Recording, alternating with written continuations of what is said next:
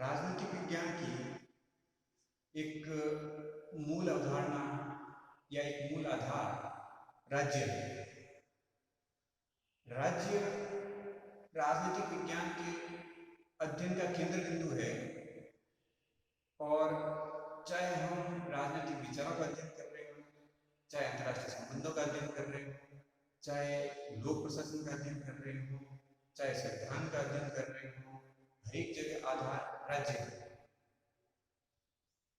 इस कारण हमारे लिए ये समझना अत्यंत आवश्यक हो जाता है कि राज्य क्या है, इसकी उत्पत्ति कैसे हुई, इसका विकास कैसे हुआ और इसका स्वरूप क्या है। आज हम राज्य की उत्पत्ति, इसके शब्द के विकास के प्रमुख आधारों का अध्ययन करेंगे। राज्य मनुष्य के विकास के लिए आवश्यक है और वह प्रारंभ से रहा है और आने वाले समय में भी रहेगा। राज्य क्यों है आवश्यक, इसके विषय में एक सिंपल सी विचार, एक साधारण विचार ये है कि राज्य आवश्यक और स्वाभाविक है। आवश्यक इसके लिए है, राज्य आवश्यक इसलिए है क्योंकि वह व्यक्ति को सुरक्षा प्रदान करता है, वह व्यक्ति के संपूर्ण व्यक्तित्व के विकास के लिए आवश्यक लक्षण प्रदान करता है, इसीलिए राज्य आवश्यक है। और वो प्राकृतिक इसके लिए है, वो प्राकृतिक इस रूप में है क्योंकि वह मनुष्य की मूल प्रकृति से उत्पन्न हुआ है। मनुष्य सहयोग सामंजस्य आधारों पर पलता है। उसको मानसिक विकास के लिए परिवार की आवश्यकता होती है। परिवार से परे जब परिवार की आवश्यकता पूरी नहीं कर पाता तो गांव की रचना होती है, गांव से आगे नगर की रचना होती है और नगर से राज्य की रचना होती है। तो ऐसे ही राज्य प्राकृतिक रूप में हुआ है, वो कोई कृत्रिम संरचना नहीं है। इसलिए राज्य के बारे में कहा जाता है कि वह प्राकृतिक है और वह आवश्यक भी है। अरिस्टो के अनुसार राज्य की उत्पत्ति मनुष्य की आवश्यकताओं के कारण हुई है और मनुष्य के विकास और अच्छाई और सद्गुणों के विकास के लिए उसका अस्तित्व बना रहेगा। अब राज्य शब्द की उत्पत्ति का विश्लेषण करें तो पश्चिमी अवधारणा जो कहती है उसके अनुसार यूनान में पॉलिस शब्द का प्रयोग होता था। पॉलिस शब्द नगर राज्य का समानार्थी है, अर्थात छोटे नगर। उस समय आबादी कम होती थी और इसी कारण छोटे नगर राज्य होते थे, तो पॉलिस शब्द का प्रयोग उसी समय नगर राज्य की दृष्टि से किया जाता था। रोम में दो शब्दों का प्रयोग होता था, एक सिवितास और दूसरा रिपब्लिका। सिवितास जो यूनान में प्रयुक्त होता था शब्द पॉलिस, इसका समानार्थी था, अर्थात सिवितास का तात्पर्य नगर राज्य था। फिर रिपब्लिका शब्द भी रोम में प्रयुक्त हुआ और रिपब्लिका शब्द जन कल्याण में विकसित था, अर्थात राज्य का उद्देश्य केवल सुरक्षा नहीं, उससे परे जन कल्याण भी।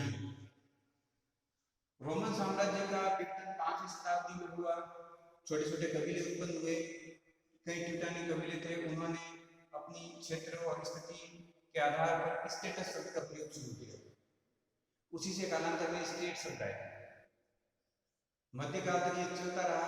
मैकियावेली ने राज्य के लिए स्टेट शब्द का प्रयोग किया, अर्थात वे शक्तियां जो लोगों पर शासन करती हैं, चाहे वो लोकतंत्र हो, चाहे राजतंत्र हो या गणतंत्र हो, वे स्टेट हैं, अर्थात वे राज्य हैं। इसी शब्द से कालांतर में अंग्रेजी में स्टेट शब्द निकला, फ्रांस में पिता शब्द निकला और जर्मन में स्टार शब्द निकला।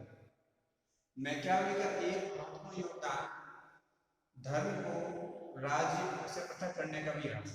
मध्यकाल में राज्य पूर्णतः धर्म की जकड़ में आ गया। राजा कौन बनेंगे, राज्य का स्वरूप क्या होगा, उसके आधार क्या होंगे, तो हर एक जगह चर्च का इंटरफेयर उसमें होने लग गया था। परंतु मैकियावेली का मानना था कि धर्म का क्षेत्र अलग है और राज्य का अलग है, राज्य से पृथक होना चाहिए। तो धीरे धीरे हम जैसे कि आगे हॉब्स के विचारों में देखेंगे कि जो देवी सिद्धांत का विघटन हुआ उसका कहीं कहीं मैकियावेली ने आरंभ कर दिया है। अब राज्य पे पुनः फोकस करें तो बोंदा का मानना यह था कि राज्य एक प्रभुतापूर्ण संगठन है, परंतु वो प्राकृतिक नियमों और ईश्वरीय नियमों के अधीन है।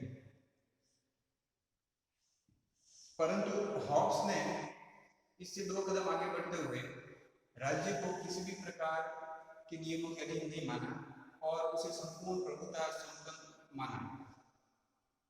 हॉब्स ने कॉमनवेल्थ शब्द का प्रयोग किया इस संदर्भ में, परंतु जो भी शब्द प्रयोग किया उसके अनुसार प्रभुतापूर्ण संगठन है। प्रभुतापूर्ण संगठन किस तरह से है? हॉब्स बेसिकली सामाजिक समझौते की अवधारणा देते हैं। सामाजिक समझौते की अवधारणा के अंतर्गत ये माना जाता है कि राज्य ईश्वरीय देन नहीं है, किसी देवी अधिकारों की उत्पत्ति नहीं है, राजा कोई ईश्वर के द्वारा चयनित नहीं हुआ है या वो वंशानुगत शासन नहीं कर सकता। परंतु हॉब्स ये कह रहे हैं यहाँ पे कि राज्य सामाजिक समझौते से उत्पन्न हुआ है, अर्थात किसी देवी सिद्धांत की उत्पत्ति नहीं है। परंतु इसके उपरांत भी हॉब्स का विरोधाभास देखिए कि हॉब्स ये कह रहे हैं कि राज्य प्रभुतापूर्ण संगठन है, वह देवी अधिकारों की उत्पत्ति नहीं है, परंतु एक सामाजिक समझौता होता है। सामाजिक समझौते के उत्पन्न सामाजिक समझौता होने के पश्चात जिस राजा का चयन होता है उस राजा के पास सीमित अधिकार और जनता के एक बार राजा को अधिकार दे देती है तो उसे वापस नहीं ले सकते। तो इस संबंध में राजा पूर्णतः प्रभुता संपन्न या राज्य पूर्ण प्रभुता संपन्न हो जाता है। अब इसके आधार पर या सामाजिक समझौते के आधार पर वो राजतंत्र की परिकल्पना स्थापना करते हैं, क्योंकि राजा को एक बार अधिकार मिल गया तो वो अधिकार उसके 3 अंदर चलता रहेगा। तो हालांकि हॉब्स ने सामाजिक समझौते का समर्थन किया, परंतु उसके बावजूद भी वो राजतंत्र का समर्थन करते थे। परंतु लॉक इससे विपरीत जाते हैं, वो भी सामाजिक समझौते का समर्थन करते हैं। उनके अनुसार भी एक सामाजिक समझौता होता है, उसका स्वरूप कुछ अलग हो सकता है, परंतु सामाजिक समझौता होने के बाद वह ये कहते हैं कि अगर राज्य व्यक्ति की सुरक्षा नहीं कर पा रहा है या प्राकृतिक अधिकारों की रक्षा नहीं कर पा रहा है तो लोग उसे शासक को हटा सकते हैं, उसकी जगह दूसरा शासक चुन सकते हैं। जब लोग ये कहते हैं कि दूसरे शासक का चयन किया जा सकता है तो वो लोकतंत्र की ओर अग्रसर हो रहे हैं। जो प्राकृतिक अधिकारों की अवधारणा दे रहे हैं तो वो उदारवाद की तरफ अग्रसर हो रहे हैं, वो व्यक्तिवाद की तरफ अग्रसर हो रहे हैं। तो राज्य का जो नया स्वरूप हमको देखने को मिलता है उदारवादी लोकतंत्र, उसके बीच हमें लॉक के विचारों में दिखाई देते हैं। तो राज्य को लॉक में ऐसा समुदाय माना जो प्राकृतिक अधिकारों की रक्षा करता है। 3 मूल प्राकृतिक अधिकार उन्होंने बताए, लाइफ, लिबर्टी एंड प्रॉपर्टी, जीवन, स्वतंत्रता और संपत्ति। सामाजिक समझौते के अन्य विचार रूसों के अनुसार राज्य एक ऐसा समुदाय है जो सामान्य इच्छा को लागू करने का काम करता है। अब सामाजिक इच्छा, माफ कीजिएगा, सामान्य इच्छा एक ऐसी चीज है जिसको डिफाइन करना मुश्किल है। अगर सामान्य इच्छा जन की इच्छा है तो लोकतंत्र की तरफ अग्रसर हो जाते हैं, परंतु अगर सामान्य इच्छा को निर्धारित करना कठिन हो जाता है तो निरंकुश शासक या निरंकुश व्यक्ति अपनी इच्छाओं को लागू करेगा तो वो एक तरह से निरंकुशतावाद की तरफ भी बढ़ सकता है। अतः रूसों का सिद्धांत लोकतंत्रवादियों के लिए भी उतना ही उपादेय बन जाता है जितना कि निरंकुशतावादियों के लिए। परंतु इन सबका परिणाम ये रहा, खासकर हॉब्स के विचारों और उसके पश्चात राज्य के 3 तत्वों में एक अन्य तत्व जुड़ गया, वो था संप्रभुता। तो वर्तमान में राज्य के 4 प्रमुख तत्व हो गए, जनसंख्या, भूमि, सरकार और संप्रभुता। तो राज्य वो है जिसमें ये 4 चीजें होती है। अब इन तत्वों के बाद कई और चीजें भी आती है, राज्य और राष्ट्र क्या है, राज्य और समाज क्या है, उसके बारे में अध्ययन हम अगले क्लासों में करेंगे। परंतु हमें ये जानना जरूरी है कि राज्य के संदर्भ में कुछ अवधारणाएं ऐसी भी आई है जो सही नहीं है या एक पक्षीय हैं, वो राज्य के संपूर्ण पक्षों को नहीं उभारती, तो उनका अध्ययन या उनको समझना हमारे लिए जरूरी है। सर्वप्रथम मान लीजिए कई व्यक्ति जैसे राज्य एक शक्ति का संगठन है, अर्थात शक्ति के बल पर ही राज्य को स्थापित किया जा सकता है और शक्ति के बल पर ही उसको आगे बढ़ाया जा सकता है। परंतु ग्रीन उसका विरोध करते हैं। टीएच ग्रीन बोलते हैं कि राज्य का आधार इच्छा है, शक्ति नहीं। तो केवल शक्ति के बेस पे राज्य को बनाए रखना संभव नहीं है और राज्य को इस शक्ति का संकट इसलिए भी नहीं माना जा सकता क्योंकि अगर शक्ति को संकट मान लिया जाए तो कहीं ऐसे अन्य शक्ति के बेस पे उन्होंने राज्य मानना पड़ेगा, परंतु राज्य के सारे जो तत्व है उनमें वो परिपूर्ण या सही रूप से नहीं साबित हो पाएगा। दूसरा ये कि राज्य को एक कल्याणकारी एजेंसी के रूप में आत्मविश्वास जैसे कई लोगों ने परिभाषित किया है, ये बात सही है कि राज्य कल्याणकारी कार्य करता है, परंतु कल्याणकारी राज्य की अवधारणा एजेंसी मान लेना ये सही नहीं है। राज्य सामाजिक न्याय का आधार है, वह स्वतंत्रता प्राप्ति का एक आधार है, वह समानता के लिए भी संघर्ष करता है। अतः राज्य को केवल एजेंसी के रूप में कल्याणकारी एजेंसी के रूप में मानना सही नहीं है। हर्बर्ट स्पेंसर जैसे व्यक्ति उसको एक सुरक्षा एजेंसी के रूप में मानते हैं, अर्थात पारस्परिक सुरक्षा स्थापित करने के लिए राज्य को स्थापित किया गया, परंतु इसी का वही आलोचना हम वापस लेंगे कि राज्य केवल एक सुरक्षा एजेंसी ही नहीं है, अपितु वह सामाजिक नैतिक व्यवस्था बनाए रखने, मनुष्य में नैतिकता का विकास करने, सामाजिक भाव का विकास करने, पारस्परिक सहयोग का विकास करने का भी प्रमुख आधार है। विधि शास्त्र सिद्धांत के समर्थन उसको एक कानूनी संगठन मानते हैं, अर्थात राज्य की उत्पत्ति कानूनों के निर्माण और उसका पालन करवाने के लिए हुई है। परंतु हमें ये भी ध्यान रखना चाहिए कि कानूनों के पालन से ही संपूर्ण समाज की व्यवस्था नहीं होती है, अपने कानून की भी कई सीमाएं होती हैं।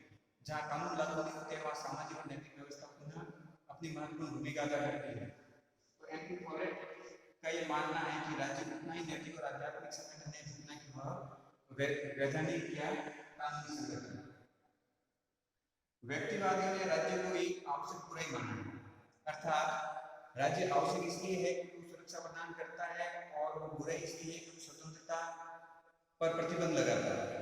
परंतु हमें ये ध्यान रखना चाहिए कि कोई भी स्वतंत्रता सीमित नहीं हो सकती, हर एक स्वतंत्रता सीमित है और कई बार या ये लगभग तय है, मानव सिद्धांत समझ लीजिए कि स्वतंत्रता वही स्थापित हो सकती है जब वो सीमित हो और नियंत्रित हो। अनियंत्रित स्वतंत्रता उच्छृंखलता को अव्यवस्था को जन्म देती है, अतः उसको आवश्यक नहीं मान सकते। अराजकतावादी व्यक्तिवादियों से आगे निकलते हैं और वो राज्य को समाप्त करना चाहते हैं क्योंकि राज्य व्यक्ति के विकास और स्वतंत्रता में बाधक है। वस्तुतः राज्य नहीं था तब व्यक्ति के पास कोई स्वतंत्रता नहीं थी, वह एक जंगल राज था। राज्य की उत्पत्ति व्यवस्था बनाए रखने के लिए हुई है। अराजकतावादी कहते हैं जैसे मनुष्य में नैतिकता का विकास होगा वैसे वैसे राज्य समाप्त हो जाएगा, परंतु हजारों वर्ष बीतने के उपरांत भी मनुष्य में इस तरह का विकास नहीं हुआ और राज्य ही है जो व्यवस्था और नैतिकता को स्थापित कर सकता है। अराजकतावादी विचार को मानना हमारे लिए सही नहीं होगा। बहुलतावादी मानते हैं कि राज्य एक समुदाय है, जैसे धार्मिक समुदाय होता है, राजनीतिक समुदाय होता है, जैसे कि धार्मिक समुदाय होता है, सामाजिक समुदाय होता है, वैसे ही राज्य एक समुदाय है और अन्य समुदाय के समान है और वो कोई श्रेष्ठता का दावा नहीं कर सकता है सबसे ज्यादा श्रेष्ठ हो। परंतु हमें ध्यान रखना चाहिए कि चाहे धार्मिक समुदाय हो, चाहे सामाजिक समुदाय हो या अन्य कोई समुदाय हो, उनके बीच में आपस में झगड़े होते हैं, चाहे आर्थिक समुदाय हो, तो उनको मैनेज करने का काम